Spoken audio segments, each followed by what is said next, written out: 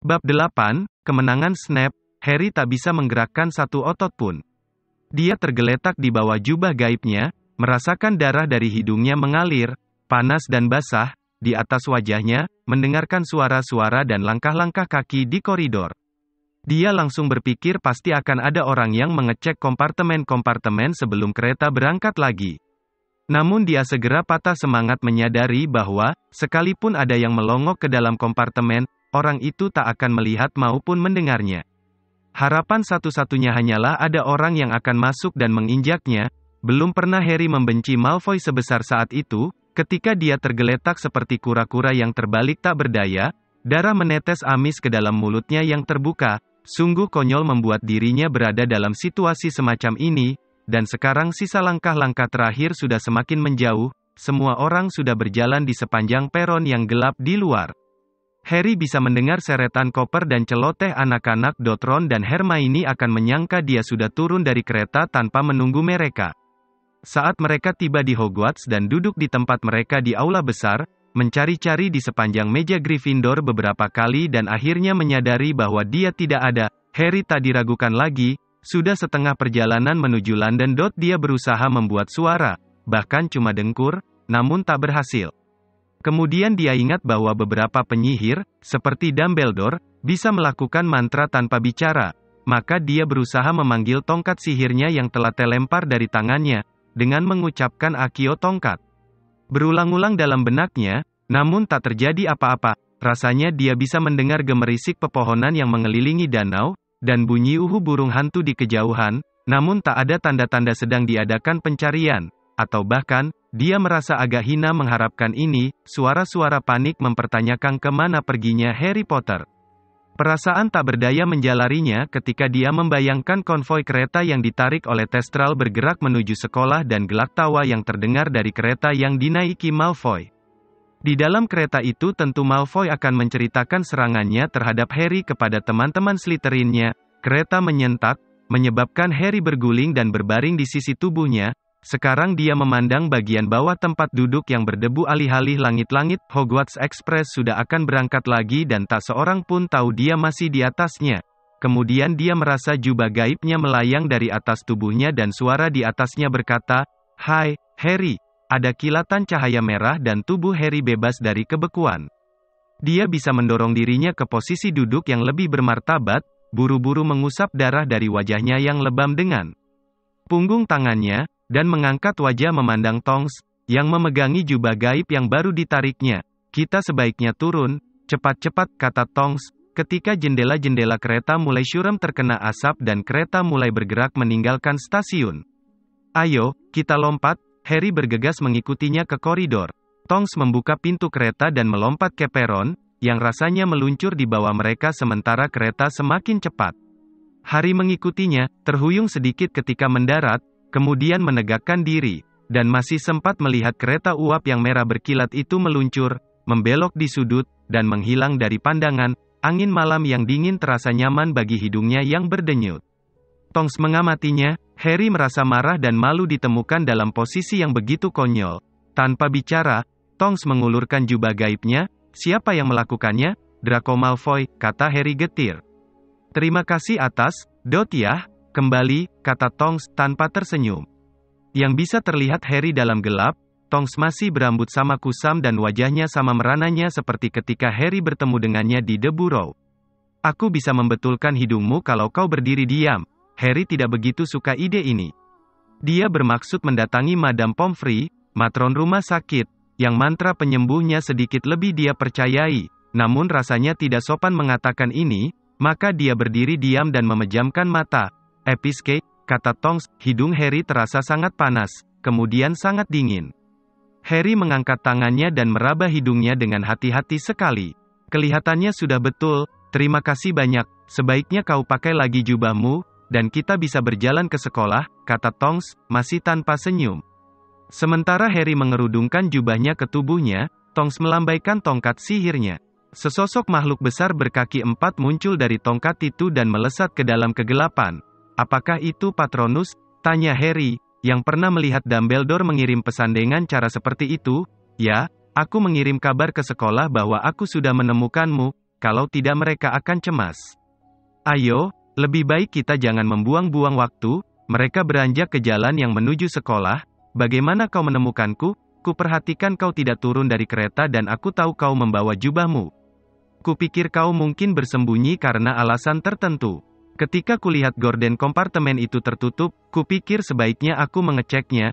Tapi apa yang kau lakukan di sini sebetulnya? Harry bertanya. Aku ditempatkan di Hogsmeade sekarang, untuk memberi perlindungan ekstra bagi sekolah, kata Tonks. Hanya kau yang ditempatkan di sini, atau tidak? Proudfoot, Savage, dan Dawlish juga di sini. Dawlish, Auror yang diserang Dumbledore tahun Lata. Betul, mereka berjalan dengan susah payah sepanjang jalan yang gelap dan kosong, mengikuti jejak kereta. Harry mengerling Tonks dari bawah jubahnya. Tahun lalu Tonks sangat ingin tahu, sampai kadang-kadang agak menyebalkan, dia mudah tertawa, dia bergurau. Sekarang Tonks tampak lebih tua dan jauh lebih serius dan punya niat. Apakah ini dampak atas apa yang terjadi di kementerian? Harry membayangkan dengan tak nyaman bahwa Hermione pasti akan menyarankan dia mengatakan sesuatu yang menghibur tentang Sirius kepada Tonks, bahwa kejadian itu sama sekali bukan salahnya. Namun Harry tak sanggup melakukannya. Dia sama sekali tak menyalahkan Tonks atas kematian Sirius. Bukan salah Tonks ataupun orang lain, Harry sendiri lebih pantas disalahkan. Tetapi dia tak suka bicara tentang Sirius kalau bisa menghindarinya. Maka mereka berjalan menembus dinginnya malam dalam kesunyian. Mantel panjang Tonks berkeresek di tanah di belakang mereka. Selalu ke sana naik kereta. Harry tak pernah menyadari betapa jauhnya Hogwarts dari stasiun Hogsmeade. Lega sekali dia akhirnya melihat pilar tinggi di kanan kiri gerbang, yang pada masing-masing puncaknya bertengger babi hutan liar bersayap. Harry kedinginan, lapar, dan sudah ingin meninggalkan Tonks baru yang muram ini. Namun ketika dia mengulurkan tangan untuk membuka gerbang, ternyata gerbang dirantai. Alohomora, katanya mantap, seraya mengacungkan tongkat sihirnya ke gembok, namun tak terjadi apa-apa, mantra itu tidak bisa digunakan untuk ini, kata Tonks. Dumbledore sendiri yang memantrainya. Harry memandang ke sekitarnya. Aku bisa memanjat tembok, dia mengusulkan. Tidak bisa, kata Tonks datar. Semua tembok dipasangi mantra penolak gangguan, keamanan ditingkatkan 100 kali lipat musim panas ini. Yah, kalau begitu, kata Harry, mulai merasa jengkel pada Tonks yang tidak membantu sama sekali. Kurasa aku harus tidur di sini dan menunggu pagi datang. Ada yang datang menjemputmu, kata Tonks. Lihat, ada lentera terayun di kaki kastil di kejauhan. Saking senangnya melihat lentera itu, Harry merasa dia bahkan bisa menanggung kritik Srakfield dan omelannya tentang bagaimana kedisiplinannya soal waktu akan membaik kalau secara teratur dia dikenai siksaan ibu jari, ketika cahaya kuning yang berpendar itu berjarak kira-kira 3 meter dari mereka, dan Harry sudah melepas jubah gaibnya supaya dia bisa terlihat, barulah dia mengenali, dengan kebencian yang langsung menjalari tubuhnya, hidung bengkok mencuat dan rambut hitam panjang berminyak Severus Snape. Wah, wah, wah, cemooh Snape, sembari mencabut tongkat sihir dan mengetuk gembok, sehingga rantainya meluncur mundur dan gerbang berderit membuka. Baik sekali kau mau muncul, Potter, meskipun jelas sekali kau sudah memutuskan bahwa memakai jubah seragam sekolah akan mengurangi kekerenanmu, saya tak bisa berganti pakaian, koper saya tak. Harry mau menjelaskan, namun Snape memotongnya, tak perlu menunggu, Nymphadora. Potter cukup, aman di tanganku, pesanku kumaksudkan untuk diterima Hagrid, kata Tonks, mengernyit. Hagrid terlambat datang untuk pesta awal tahun ajaran, sama seperti Potter ini, jadi aku yang menerimanya. Dan kebetulan, kata Snape, mundur supaya Harry bisa lewat, aku tertarik melihat Patronus barumu.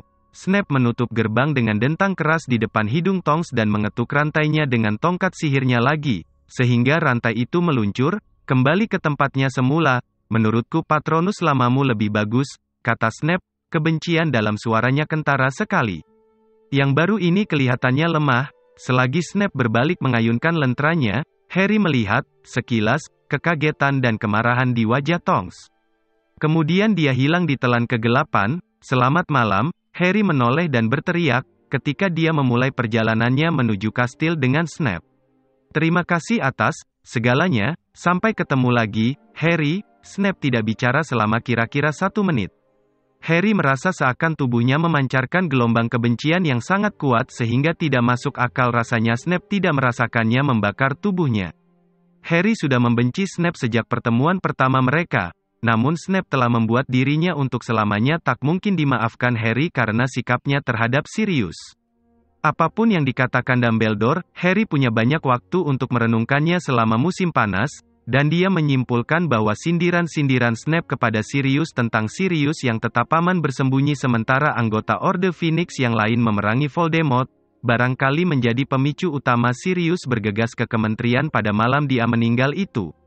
Harry berpegang teguh pada gagasan ini, karena pendapat ini membuatnya bisa menyalahkan Snape, yang membuatnya merasa puas, dan juga karena dia tahu kalau ada yang tidak menyesal Sirius meninggal, orang yang sekarang berjalan di sebelahnya dalam kegelapan inilah orangnya. Potong 50 angka dari Gryffindor karena telat, kurasa, kata Snape. Dan, sebentar kupikirkan, potongan tambahan 20 karena berpakaian Muggle. Tahukah kau, rasanya belum ada asrama yang dikurangi angkanya seawal ini dalam tahun ajaran, kita bahkan belum makan puding.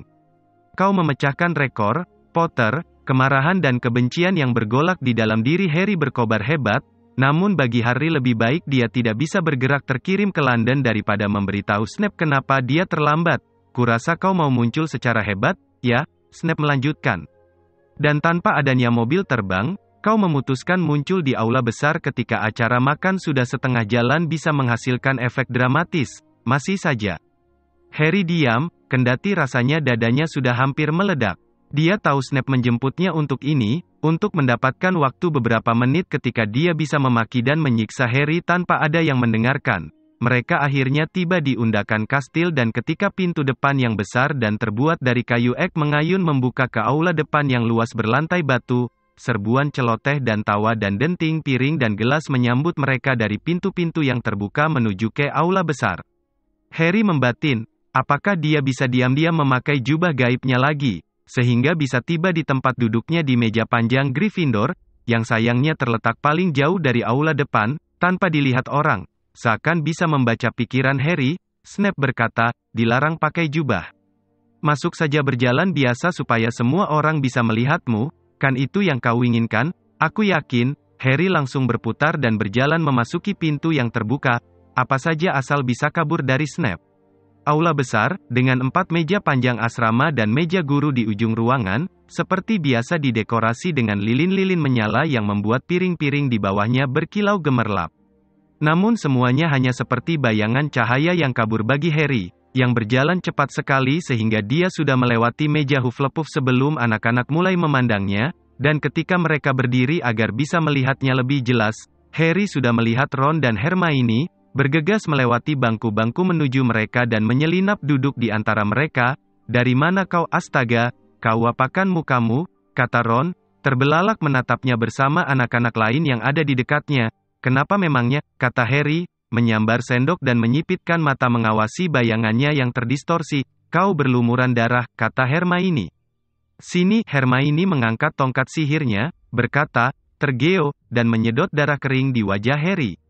Rims, kata Harry, meraba wajahnya yang sekarang bersih.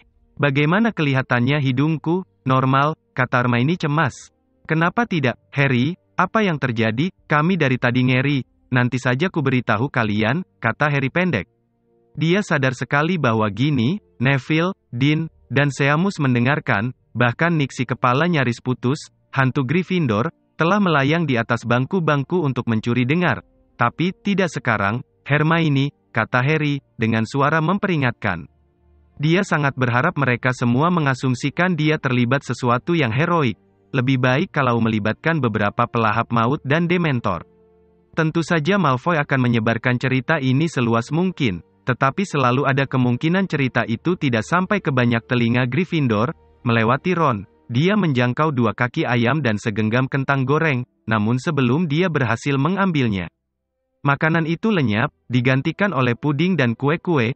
Kau ketinggalan acara seleksi, kata Hermione, ketika Ron menyambar sepotong besar kue coklat. Topi mengatakan sesuatu yang menarik, tanya Harry, mencomot sepotong tar karamel, kurang lebih sama. Sebetulnya, menasihati kita semua untuk bersatu menghadapi musuh kita.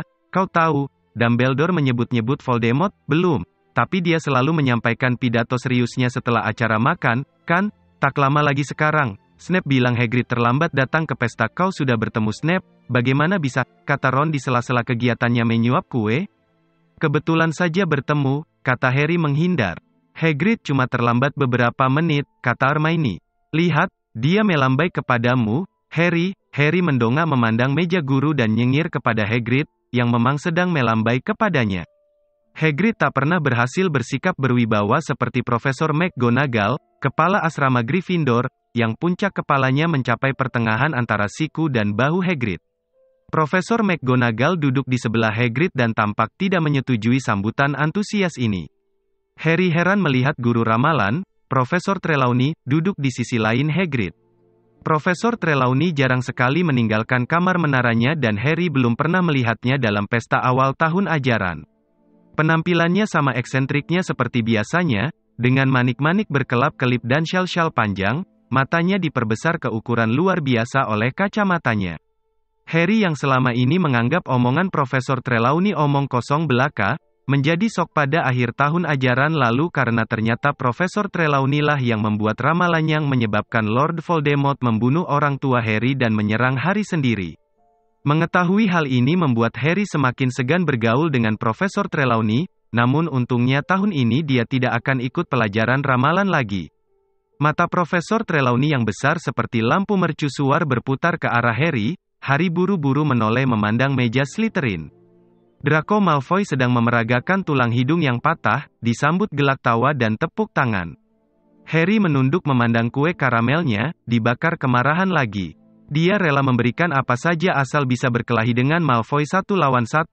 Jadi, apa yang diinginkan Profesor Slughorn? Tanya Hermione. Mengetahui apa yang sebenarnya terjadi di kementerian, kata Harry. Dia dan semua orang lain yang ada di sini, dengus Hermione. Orang-orang menginterogasi kami soal itu di kereta, iya kan, Ron? Yah, kata Ron.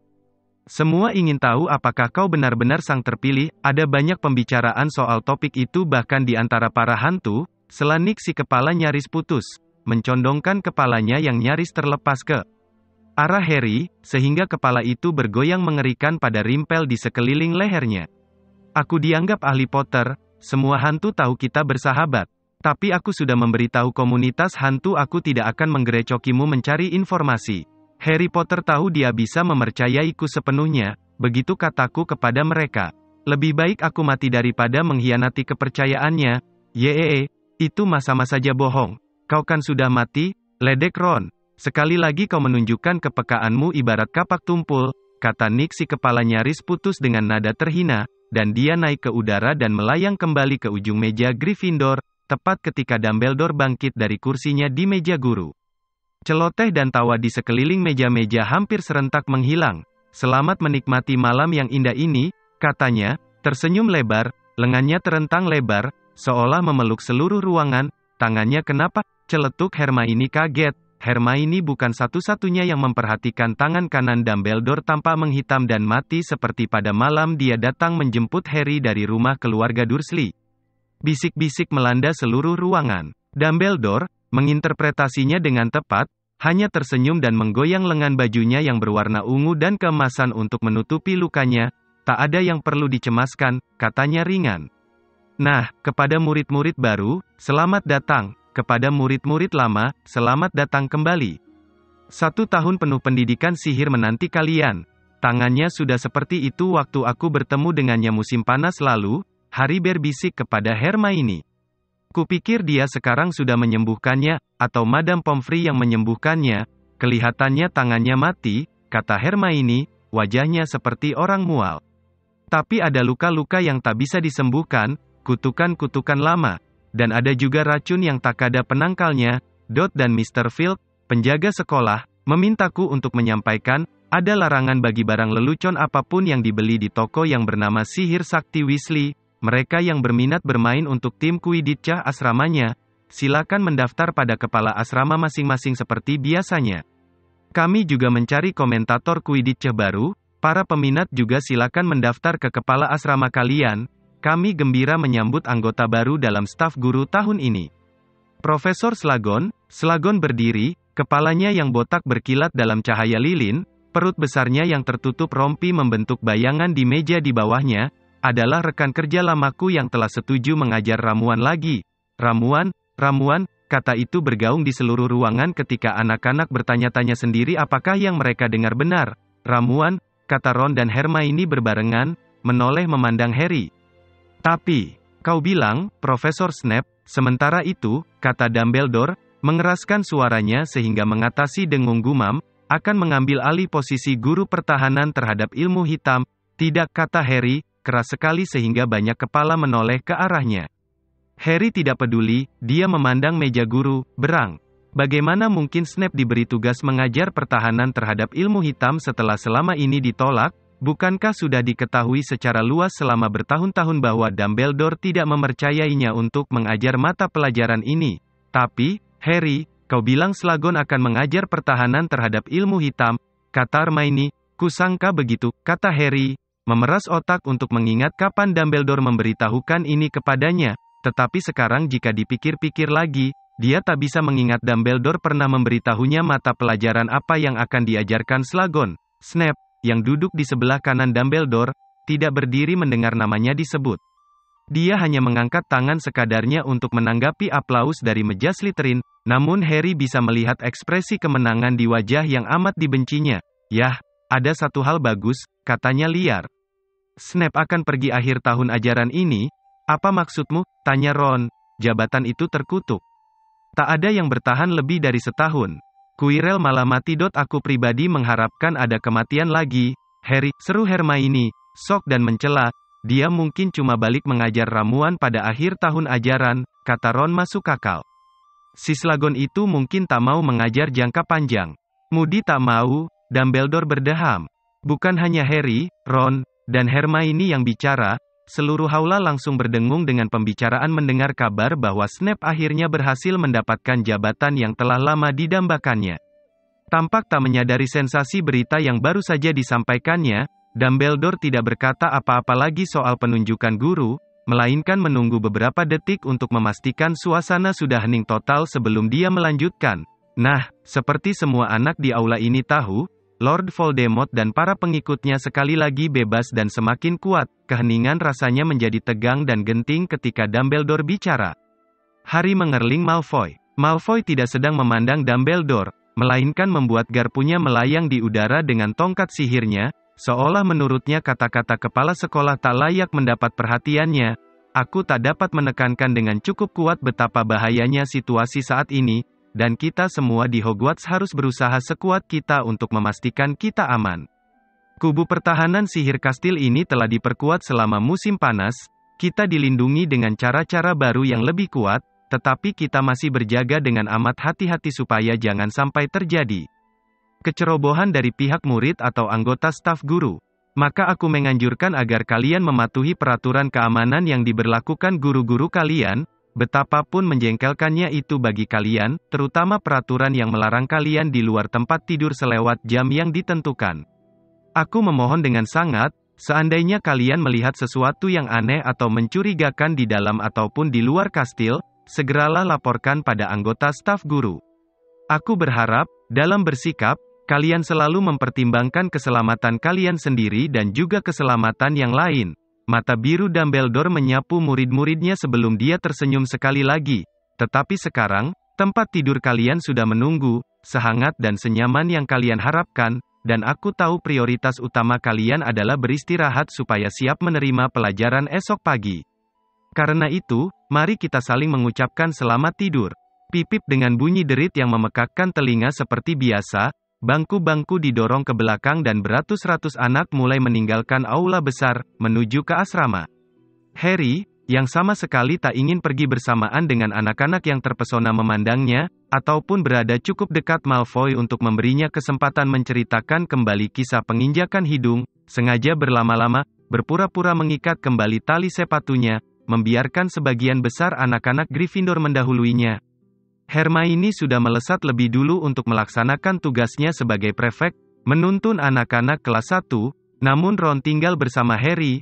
Apa sebetulnya yang terjadi pada hidungmu? Dia bertanya, begitu mereka berada paling belakang dari kerumunan anak yang berdesakan keluar dari aula, dan di luar jangkauan pendengaran orang lain, Harry memberitahunya bahwa Ron tidak tertawa. Itu menunjukkan betapa eratnya persahabatan mereka. Aku melihat Malfoy memeragakan sesuatu yang ada hubungannya dengan hidung, kata Ron sebal.